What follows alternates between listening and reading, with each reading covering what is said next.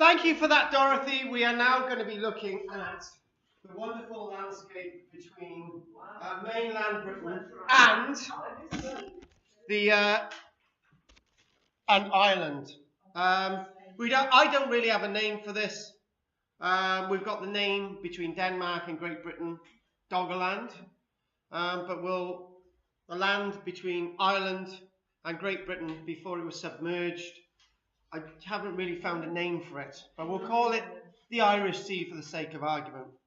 Now, this is an area that hasn't been the easiest area to look at, hasn't been the easiest area to study. So I think what we're going to do, we're going to start off with some nice images, some nice colourful images, and let's get going.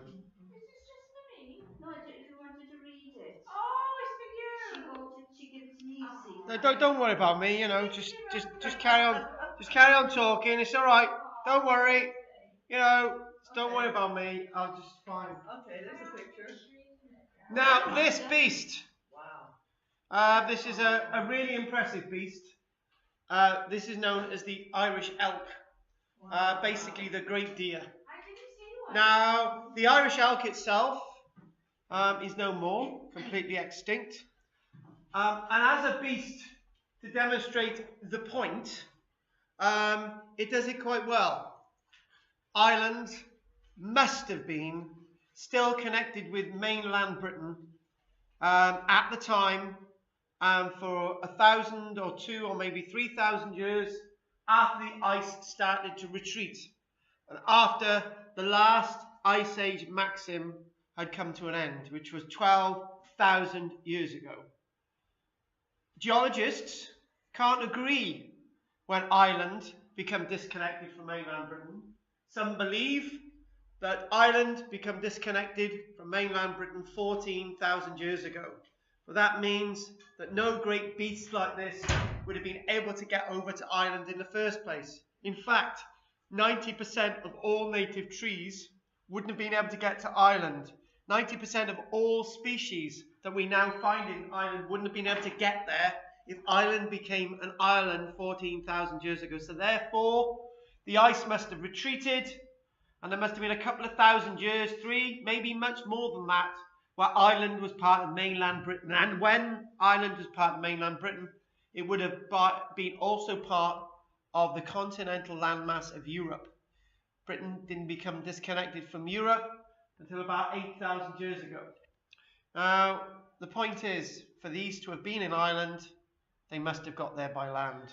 They couldn't have got there by human transport or anything. Who would take a great big vicious elk over to Ireland? Who would take a big cuddly brown bear over to Ireland in a coracle? It's not going to happen.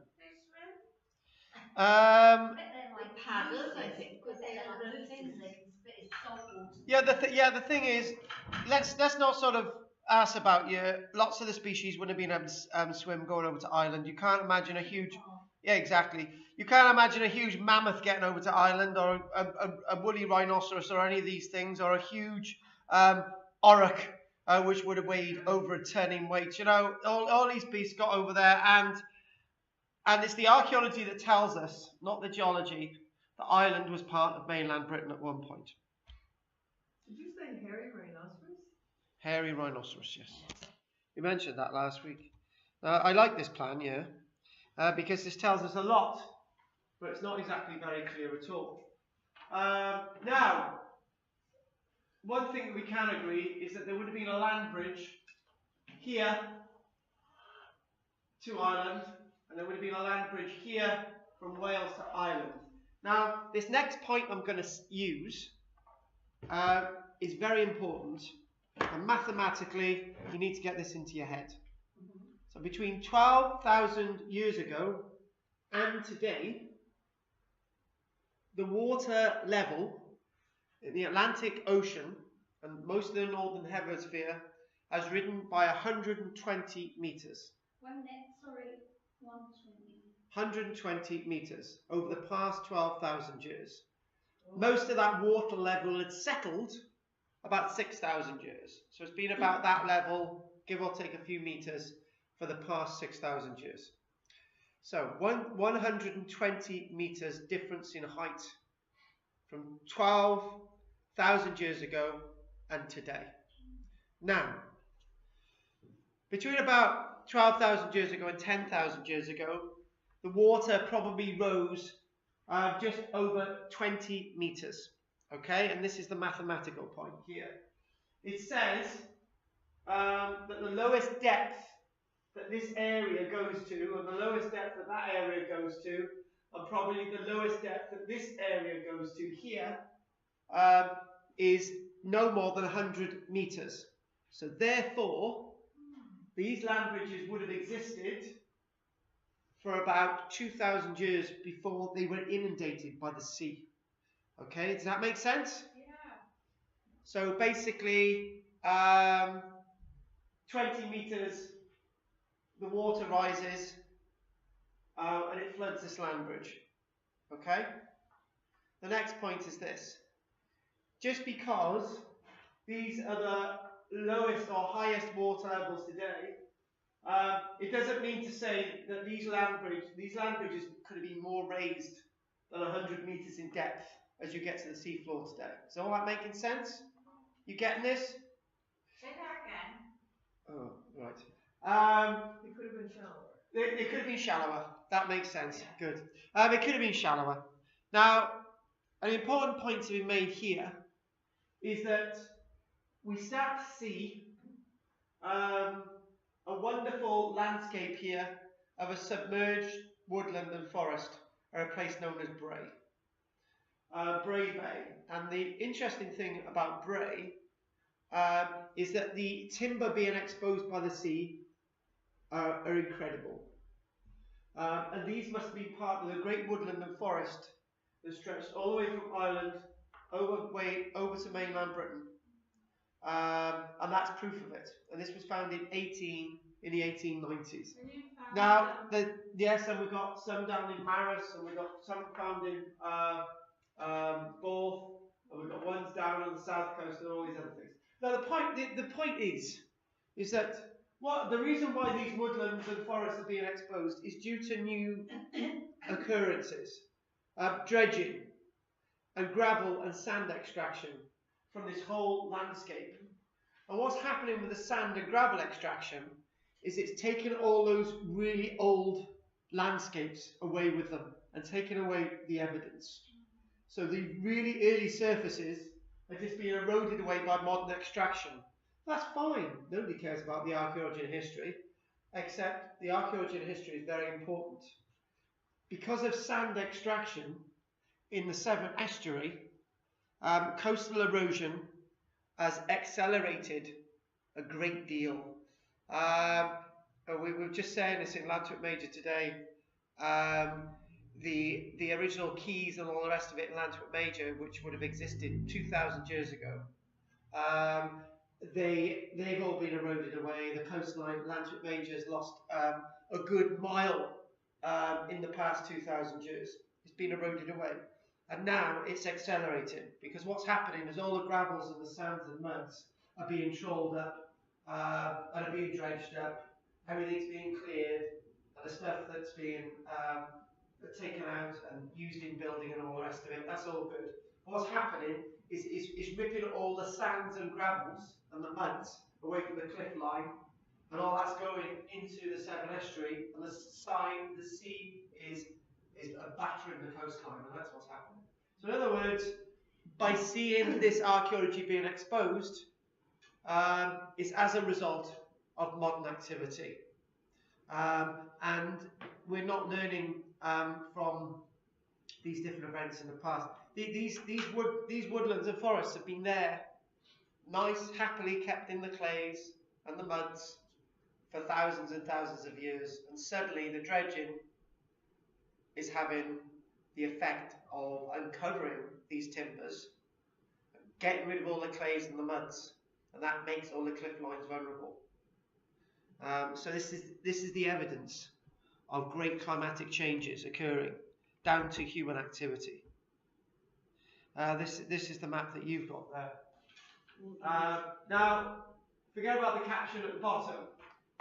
One thing that can be said about this is that if this is a plan showing what the landscape would have looked like 14,000 years ago or 12,000 years ago, it's likely that Shetland itself was actually surrounded by water at that stage. So this plan is slightly wrong. This one thing, forget about the word ice sheet there, this whole thing here, okay, following this, there was an ice sheet going all the way up here. This ice sheet itself isn't showing on this plan, but these green areas surrounding are these landscapes that would have been fairly dry land 12,000 years ago. And now that dry land has gone. The area flooded in the Doggerland area was twice the size of modern day Britain. The area flooded in the Irish Sea was 2 or 3 times the size of modern day Wales. So a large tract of landscape lost. We've talked about this fella. This plan itself, right or wrong? Probably wrong, because still the Isle of Man, about 9,000 years ago, is still part of mainland Britain. When these land bridges were lost, we don't know, but forget about the other bits here. That's where Porth is, in Cardigan, and the other place I was talking about is Maros, which is there. And the other place there is where the site is in Bray. A place that I talk about a fair bit is this area called Cumbria. And out in the mud flats of Cumbria, they do come across timbers as part of this great woodland, this great forest. The reason why I use the word woodland and forest is because forests, there were great pines across the landscape, and in other areas, the woodland, there was great oaks and elms and so on. Big difference between pine trees and something like an oak. Now, why don't we see more of these things? This is actually from Borth in Cardiganshire. Why don't we actually see more of these things? Well, there were a lot more of these to be seen 150 years ago, 100 years ago. But the attitude towards these ancient woodlands and forests has been extremely negative up until about 30 odd years ago. When Clement Reid wrote about submerged forests in 1913, he postulated this great Doggerland landscape and land bridges between mainland Britain and Ireland, and people laughed at him. He said, well, these woodlands are thousands and thousands of years old. He said, they can't be, you're making it all up. And lots of people who were actually making these discoveries up and down the coastline were being laughed at as being people who were just sort of making things up. And in fact, these woodlands that they're saying are thousands and thousands of years old, are just hundreds of years old. And what people would do, even places like Borth, they would collect this timber, which was 10,000 years old, and take it home to put in their fires. So lots of this archaeology is gone because people really didn't understand it. And in fact, I think, Anne, you weren't there that day when we went to Maros Bay, were you, Anne? No. Well, there's nobody in the room that went on the Maros Bay trip. That's good. Because when we come back on the Thursday, everybody who'd gone on that trip brought in a plastic carrier bag and said, oh, look at the timber that we picked off the beach. And I'm thinking, oh my God, because all that stuff. And one or two of them said, oh, some of it's starting to turn into dust already. That's because they removed it from the beach. They've taken it out the mud where it's been perfectly happy and safe for thousands of years. And I was absolutely horrified because there was nothing I could do. And I told them not to take anything. And just think about it, if a group of people who are there with me and tell them how important this is, a normal member of the public might think, oh, that's a nice piece of wood, I'll chuck it for my dog. And these things get eroded quite quickly, and they're important because they help us understand what's happening with our environment today. All the muds and clays around there, right, because of dredging and sand extractions in the seas around our coastline, it's meant that all the clays and the muds are being removed, and the cliff lines over here, it's being battered, and there's people's homes on this cliff line that are going to fall into the sea because of these activities that we do, and we think they don't have an effect, but they do, because if you're seeing the archaeology, 1 minute then this is gone, and then people's houses that people are living in today are gone because we don't protect this stuff. Oh, you know when you find driftwood on the beach, is that what that is? It could be. It might not be. It's fairly easy to identify. This stuff is really heavy stuff. Okay, it's really heavy. Driftwood's light, isn't it? Yeah, driftwood's really light. Yeah, we had a trip to Orkney last year, and I come back and I had this nice piece of ship's timber that I'd found on the beach, a really sort of blackened, really nice bit of ship's timber. How I managed to bring that back, but I brought it back because it was not something like this. Yeah. It wasn't fixed in the mud. It was driftwood. Yeah. Driftwood's different. Okay, because if you don't take it, someone else is going to get it, and it's going to go somewhere else. My gang were physically taking the stuff out the mud. Is that living? Is this still living? No, it's dead. It's dead. But this itself is between 6,000 and 8,000 years old. How does it get petrified? Is some wood? But you've made the awful mistake. It's not petrified. It's not fossilized. It's not lithified. But when you see, I'm glad you used that word. When you see newspaper articles, it says this lithified, petrified forest. But the thing is, right, that wood you can still burn. So the minerals haven't sort of got into the wood and started sort of replacing them, okay? The little vesicles, the sort of little spaces between the wood grain, whatever, that gets filled with minerals, and then the wood gets rotten away and that fills with minerals. So that really hasn't happened. So, Pat... And where does that happen? Pardon? Where does it happen? Like deserts? It can happen in deserts, but we're talking about a watery or a watery landscape where basically this stuff is compacted and compacted and compacted, and the minerals sort of replace the spaces between the wood, and then, as I said, all that. So that takes place over thousands and thousands, if not millions of years. Faster, longer than that does. Yes, yeah. Well, longer. This is in human memory. Could I just say, when I crossed the Irish Sea from Fishguard to Rosslare, yeah. Well, my only impression of the Irish Sea, because I'd only ever gone from Liverpool to Belfast, was that it was rough. Right? Yes. Rough Irish Sea. Yeah. And I knew it because it used to. Yeah, go on. But it was like a mill pond between Fishguard and Rosslare. And you saying that it's not that deep. No, that's why it was so smooth. Yeah, because in the middle of the Irish Sea, you're talking about nearly 200 meters in depth. You're talking about an incredible depth. But this bit from Rosslare to Fishguard is not that deep. Yeah, exactly. There you go, Rosslare. There you go, Rosslare to Fishguard. The route's on there. There you go. If you look here, you've got depth of about 180 meters. Okay, 180 meters, basically 200 meters. Geologists used to say that there was a huge lake between mainland Britain and Ireland, but as we know, in the Netherlands, for example, lots of houses in the Netherlands are below water level. Lots of places in Britain are below water level. Okay, and it's dry. So you don't necessarily have to have huge lakes. It may have been boggy. Animals may have been able to cross from the whole distance between here. Well, actually, from here all the way up, all the way. That could have all been fairly dry land in the winter months when it was a lot colder. Anyway, moving on. Now that there, more of the tree stumps. Now, when you sort of squint your eyes and you sort of put a green stuff amongst it, that could almost be felled a couple of weeks ago. Do you know what I mean? And that's what we're talking about. The effect is that as the sea comes closer and closer, the soil conditions actually change, get very acidic, and there's reactions with the salt water and so on, and that kills off the roots of the trees.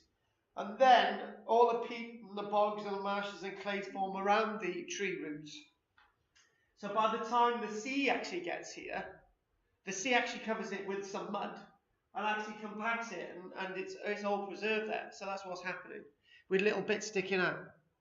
And you can imagine, look at it. Somebody said to me today, they said, you can imagine if you squint your eyes, if you surround it with some green stuff, okay, that could be a tree living or breathing today, except it hasn't been alive for nearly 7,000 to 8,000 years. No, that isn't a bear swimming alongside there, but can you imagine if you surround it, it looks like a normal everyday tree stump. This thing about people taking material from a beach. Oh, did he find his mother after? Oh. Look at him. No, he's still there. Oh, He still is. He's got a beard now and he's got a moustache. No, he wouldn't because he'd been washed away. But did you shut that curtain over there? no. No, it's not open it. It's very dark, isn't it? It's very dark, isn't it?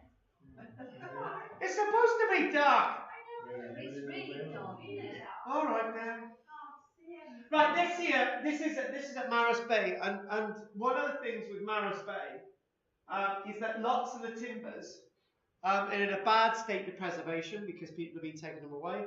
But just think about it, 50 odd years ago, there were massive bits of timber still embedded in the muds. I mean, it wouldn't take somebody much to think, oh, that's a nice bit of beach timber, we're going to take that away and use it for fuel.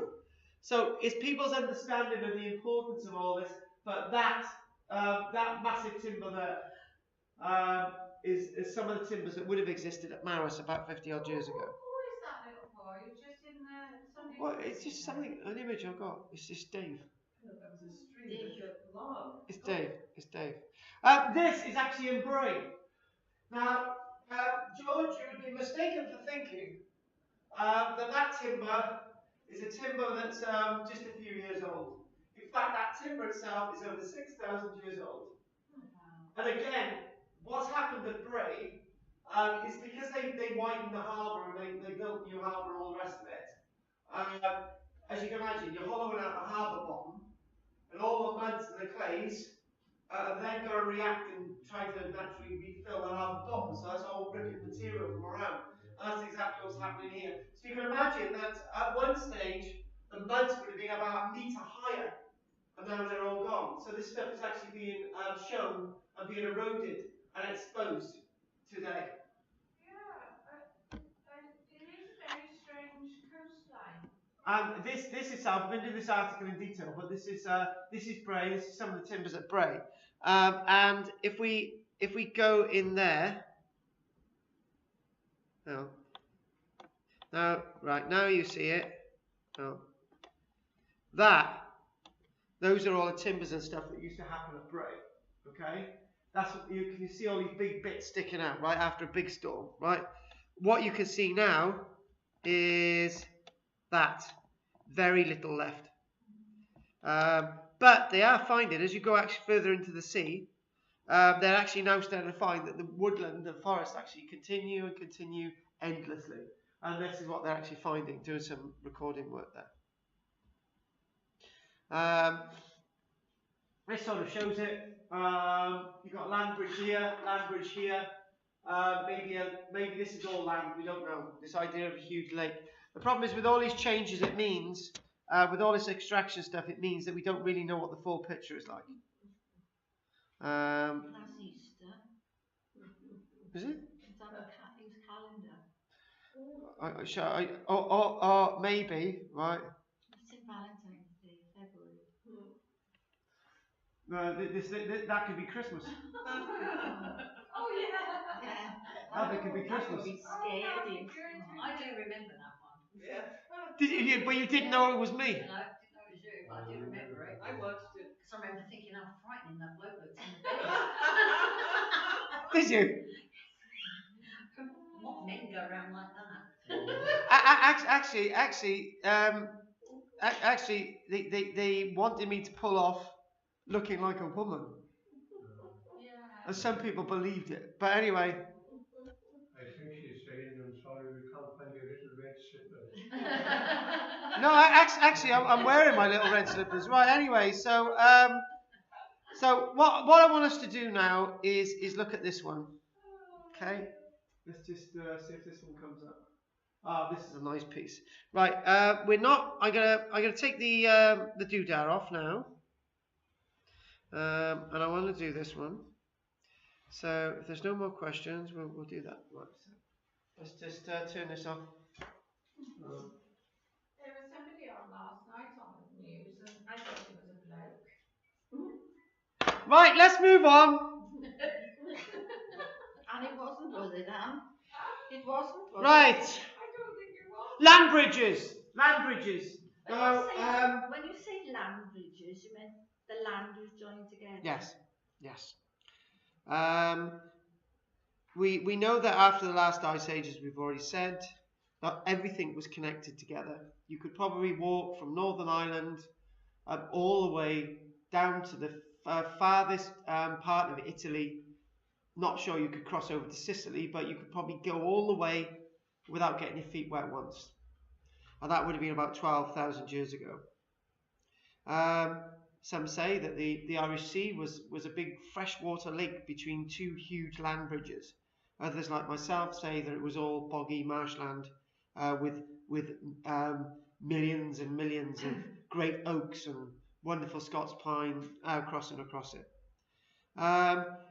The geographers can't really be sure what's going on, but the archaeological facts is that we've got flora and fauna in Ireland that could have only got there by the actions of natural movement, i.e.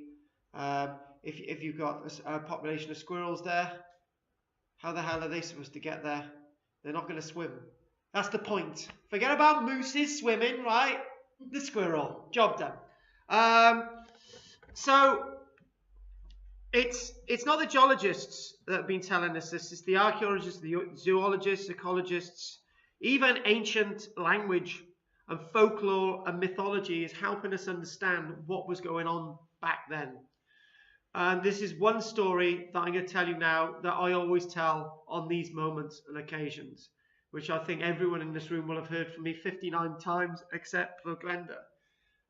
There was a small group of people moving across the Bering Straits from Asia all the way through to North America.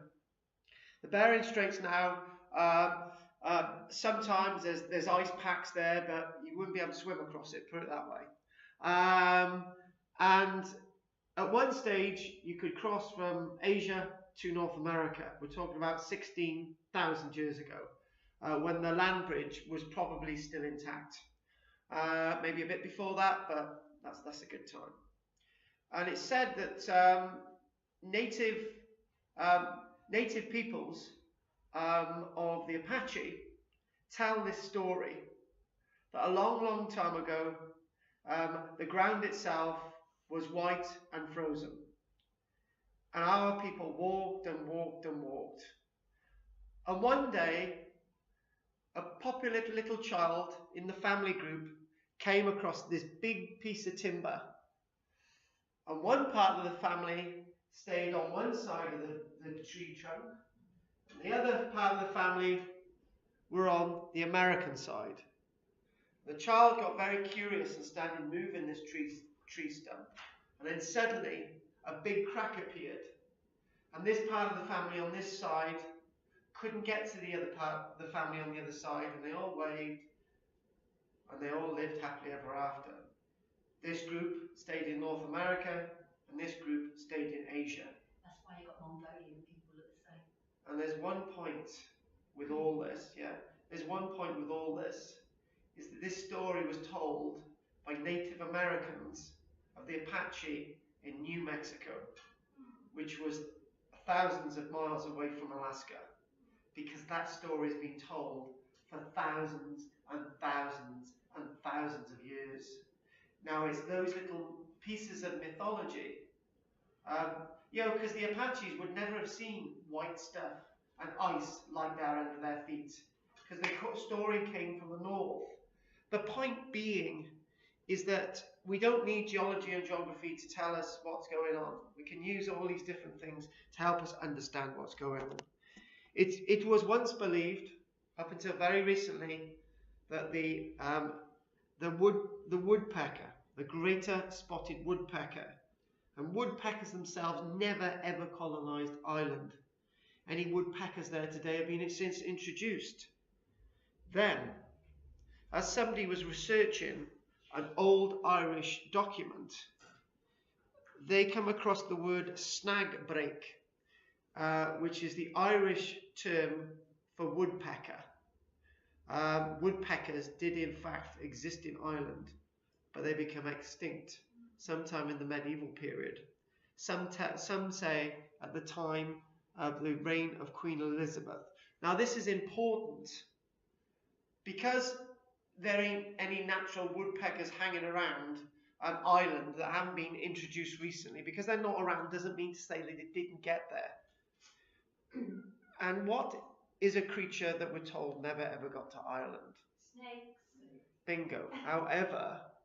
However, it doesn't mean to say that they didn't. Because when you think about it, you've got all these. He commanded them out. Yes. Been there. Yes. And St. Patrick, yes, command say I want all the snakes to go. But the fact of the matter is, you know, if the big animals can get there, the small animals can get there. Now, the other thing as well is another bird example is the capercaillie. If any of you have ever seen a capercaillie, it's black.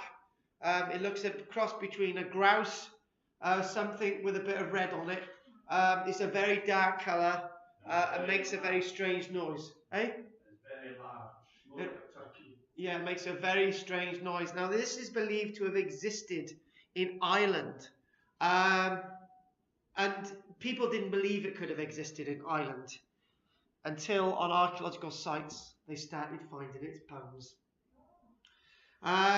Larger, and it's believed that maybe the capercaillie became extinct in 1625. But up until they started finding the bones, they didn't think the capercaillie could have ever got there. Here we go, large animals. Among the larger animals that roamed this country, we do know that there were once wolves. Now, you can imagine it, right? You're in a little coracle, right? You've got some of your stuff in there, and you say, oh, come over here, wolf. Come on, let's go over in a little coracle and go over to Ireland. It's just not going to happen. The wolf will get there, but you're not. that was another story. That's another story. What about wild pigs? Now, wild pigs may have been introduced by human beings, but the word wild is used there. Brown bears, you can imagine it, right? You've got a small little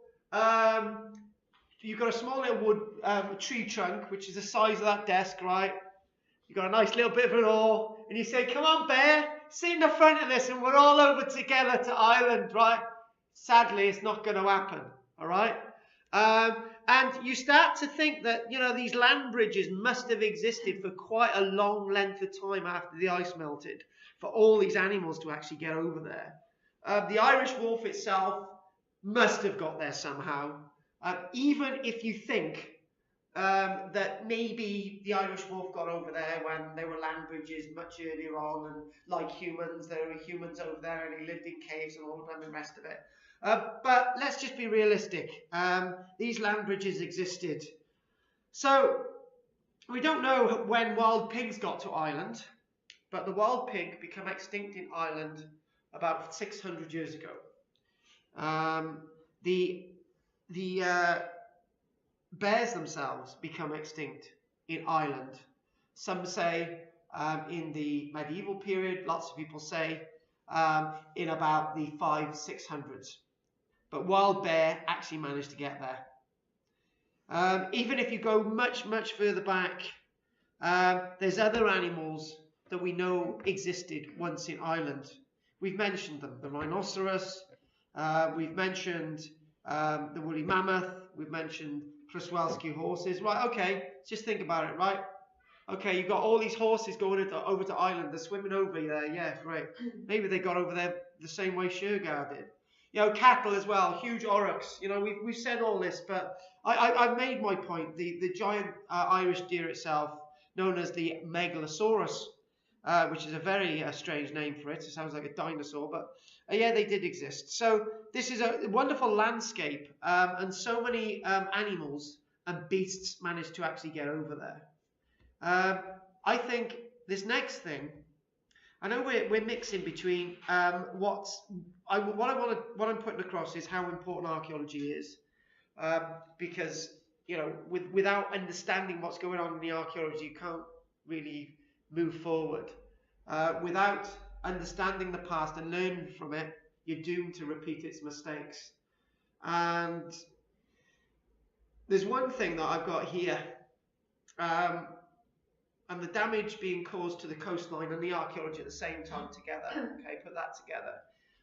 In Liverpool Bay, the bay between Lancashire and Liverpool itself, they extract 280,000 tons of sand and gravels every single year, and they've been doing that since 1959. So you can imagine the effect that that's actually having. That is having a huge effect on everything. You imagine those cocklers a few years ago. They were okay there a few years before that. They were able to go out on the sands, but when they actually went out on the sands, the sand level had dropped, and all these other weird things. So all this has a huge effect. This is linked to archaeology because the archaeology is being exposed, and it's saying, "Wait, hey, we've been here for years, and now we're not going to be here anymore." Sea use and the past. So they're now starting to try to understand really what's going on. The coastlines itself, up and down, Wales, England, Scotland, Ireland, all over the place, because of modern day human activity, is changing. According to something known as biometric data, and the sea level model produced from it. So it's putting all the levels and everything together and all the information. It's said, from what we know, from the archaeological evidence, without actually looking at the geologists, that up until about 7,500, 8,000 years ago, you were able to walk to the Isle of Man, for example, because of what we're finding, because of the levels of sands and must have been much higher back then, because we've been taking them away to build houses. All that information is really important. Exactly. According to the sea level change model, the area was likely to have been inundated sometime about 6,000-7,000 years ago. However, the depth of overlying marine deposits on the former land surface is unknown. Therefore, this can be only assumed. Now this is very important. I've given you that little story, okay? And it's quite a basic thing, really. You've got your family got over to Ireland via a land bridge, and I'm not going to give you a little important fact there.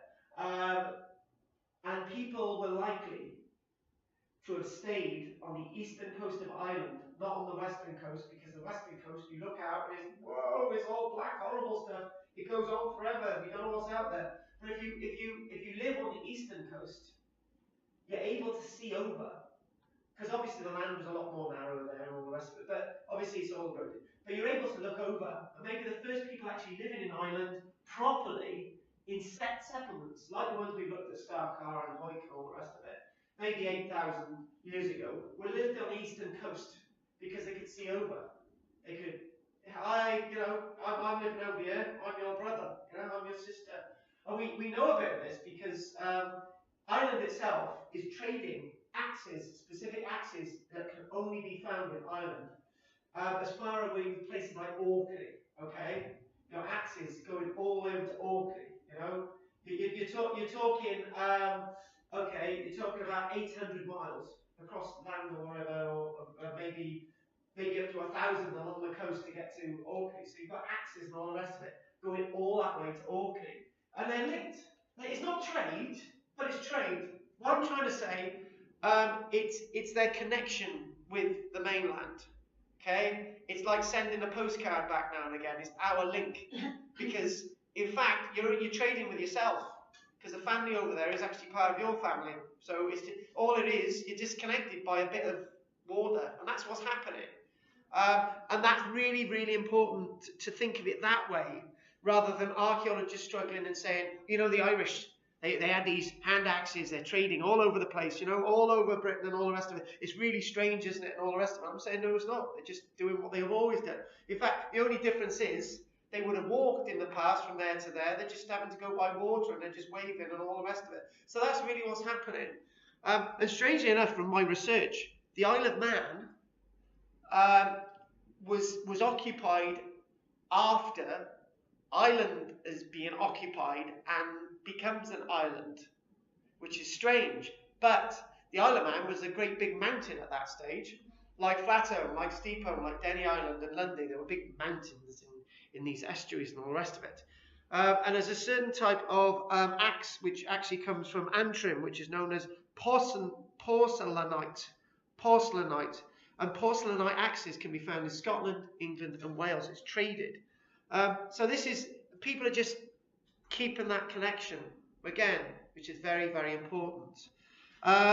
Let's look at this one here. And here we go.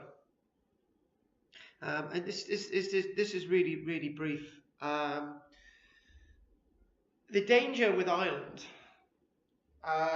is a political danger.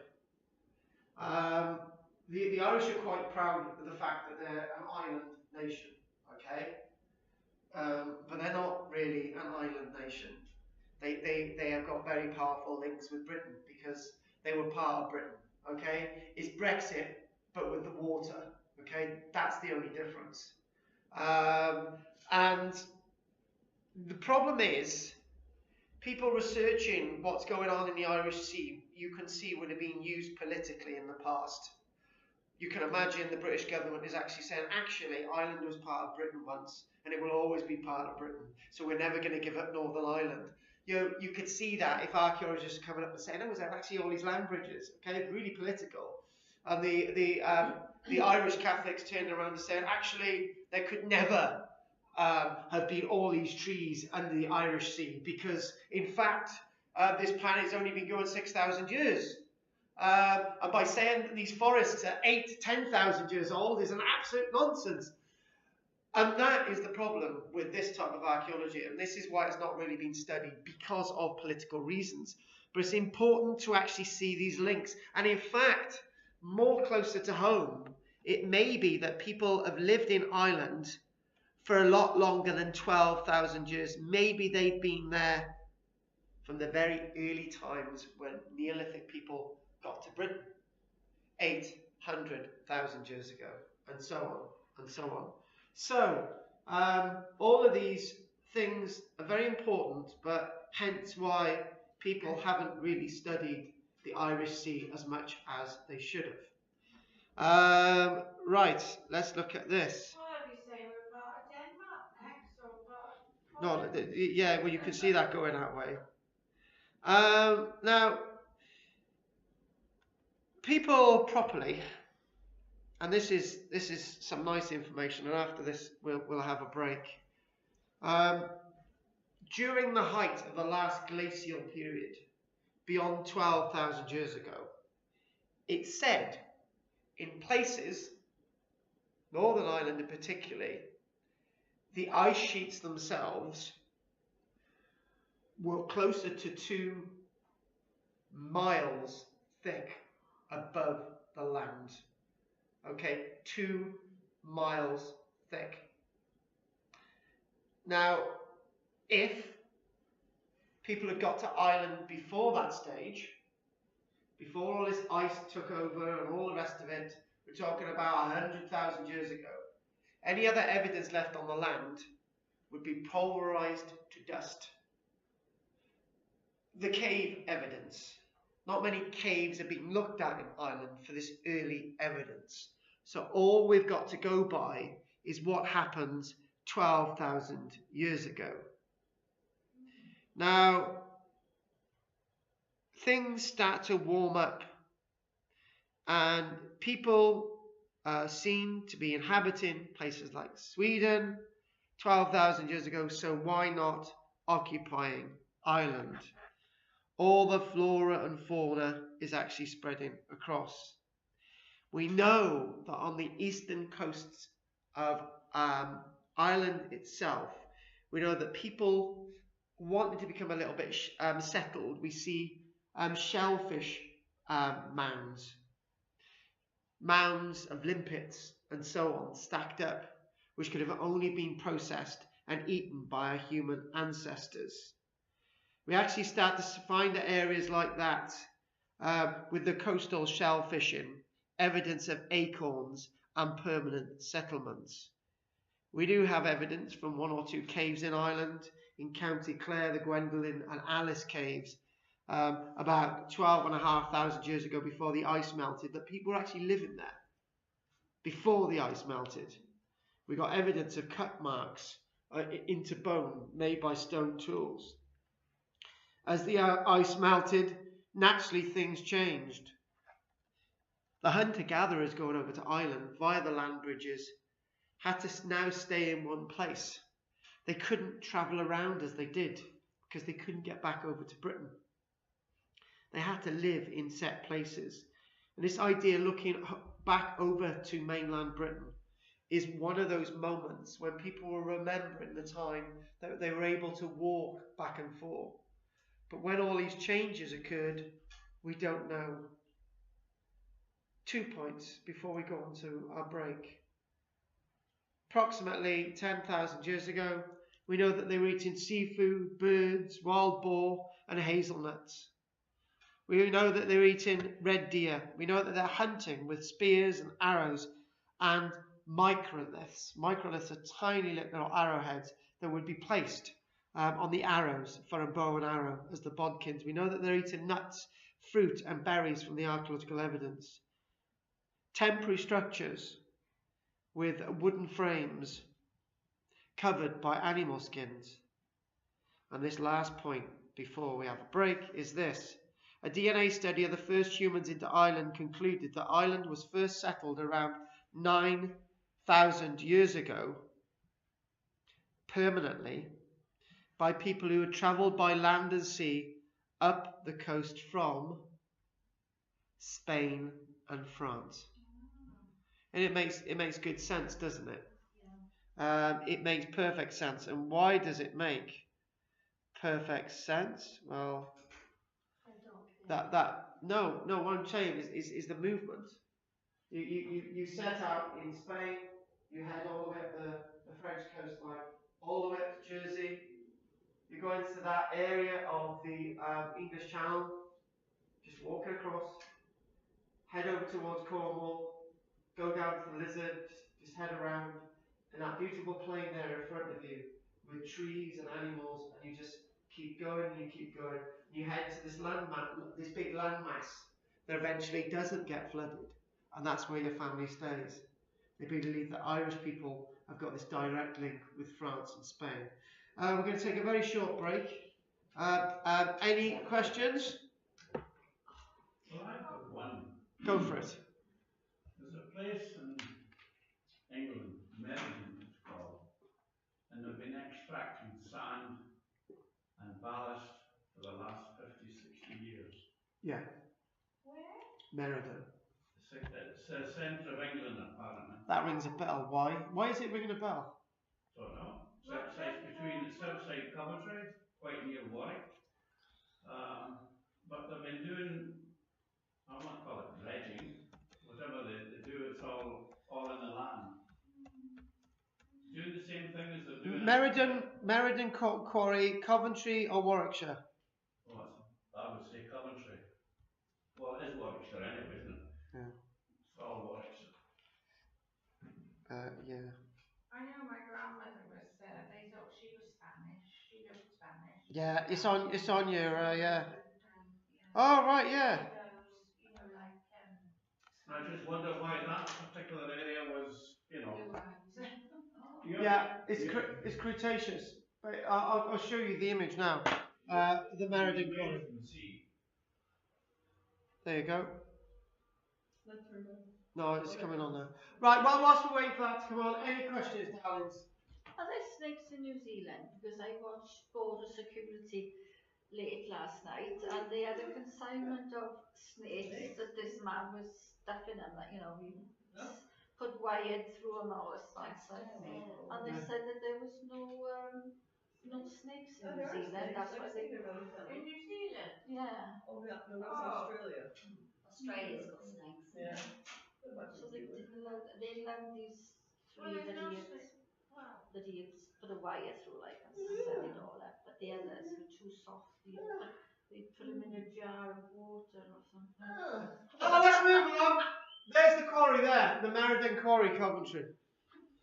Obviously, it looks like a Cretaceous quarry, but obviously, Cretaceous, Meriden in Coventry. That's probably a bit before our time, but obviously the layers on the top.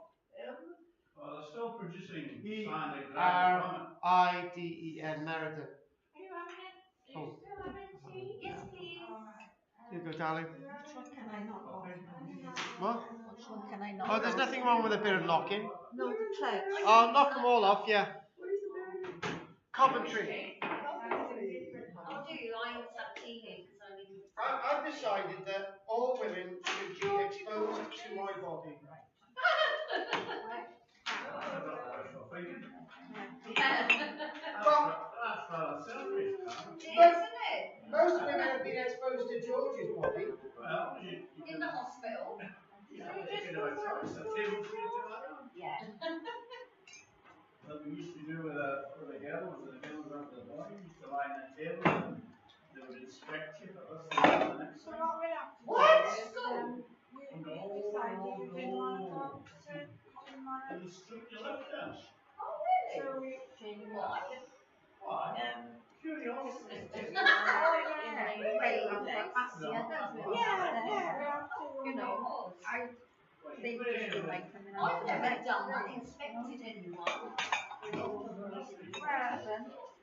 yeah, I mean, We used to play doctors and nurses in school. Yeah. Obviously, it's. Well, I used to be one of the nurses. Yes, I can imagine. So that's The the female choice. nurse. Yes. All the girls used to put lipstick on me and do my nails. anyway, that's Not very often, but I'm going to Cornwall tomorrow on Saturday. Are you? All right, you'll be with us. Never did that.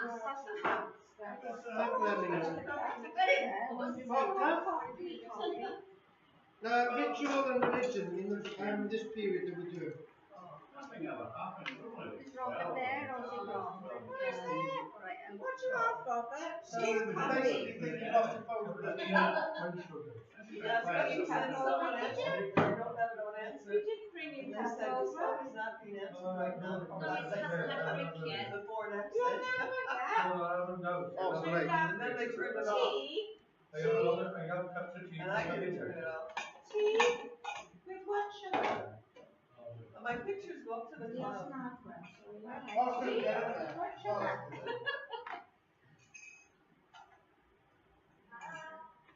Oh, lovely.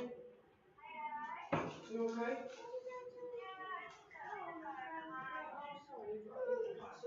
So whatever you do, don't leave your phones behind. Are you there? she doesn't like a lot of it. Hello? Hello? You there? Hello? Hello? You carry on, Roger. I'm here. Yeah. So everything's fine.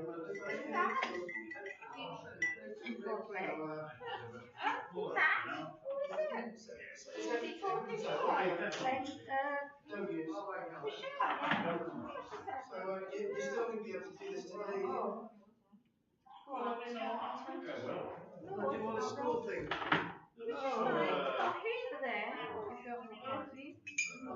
I'm worried about traffic. Oh. Traffic. Yeah. Yeah.